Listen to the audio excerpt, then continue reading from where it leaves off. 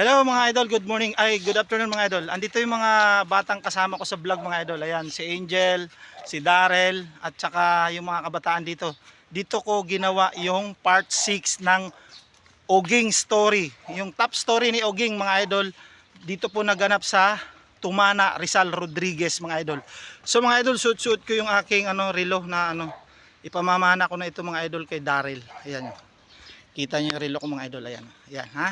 Bibigay ko kay Darrell. Darrell, sa'yo na yan. Suotin mo. Ayan, sa kanya na yan, ha?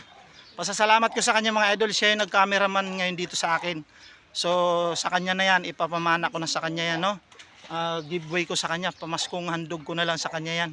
Para hindi niya ako makalimutan at maalala niya ako parati mga idol.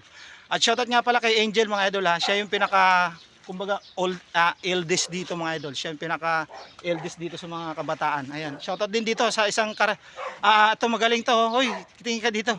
Magaling sa kalabaw yan. Siya yung nagmamaneho ng kalabaw. Napakagaling mga idol. Grabe. Ang husay niya. Tapos shoutout nga pala dito sa isang bata kanina nakasama ko sa sa kalabaw na sumakay si Oging dun sa kalabaw. Shoutout sa bebe ha. Nasaktan ka ba? Hindi. Nahulog kami dalawa mga idol. Kaya shoutout mga idol ha. Yeah, bravo tayo mga idol. Yay! Yan mga idol. Shoutout mga idol ha. Bye bye ha. See you sa sunod kong video mga idol ha. Don't forget to watch ha. Like and follow and share mga idol ha. Thank you so much. Bye bye. See you kay Oging uli mga idol. Thank you.